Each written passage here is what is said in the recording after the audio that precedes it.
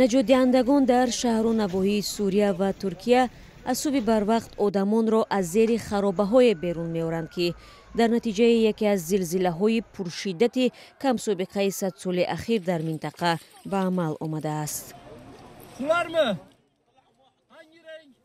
либоси танатон чӣ ранг дорад? гулобӣ аст? илтимос худро эҳтиёт кунед. ман ҳеҷ чизро намебинам. Abla şu an lütfen siz kendinizi düşünün. Başka bir şey görmüyorum ben. заминларзаи аввал тақрибан соати 4 субҳ ба вақти маҳаллӣ дар вилояти ғозиантепи Туркия ба вуқӯъ пайваста ба 7,8 дараҷа баробар буд, ки ба гуфтаи ҳукумати Туркия аз соли 1939 бузургтарин мебошад. баъд аз чанд соат заминларзаи дигаре бо қуввати камтар ва дар 100 километри шимолтар аз заминҷунбии аслӣ рух дод. созмонҳои имдодрасон мегӯянд, ин минтақа аллакай ба макони зисти афроди осебпазиртарин дар ҷаҳон табдил ёфтааст.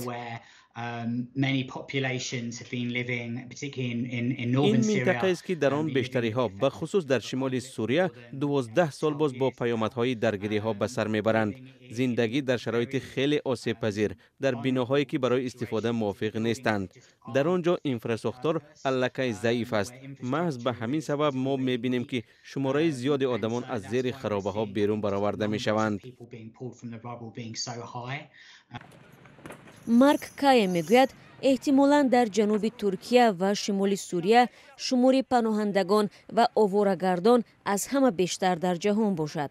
интизор меравад рӯзҳои наздик теъдоди мардуми бесарпаноҳ бинобар ворид шудани ҳавои хунук ба минтақа афзояд.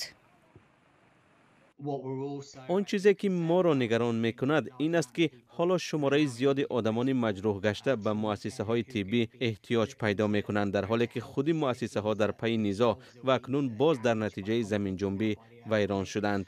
дар он ҷо қувваи барқ бо фосила дода мешавад.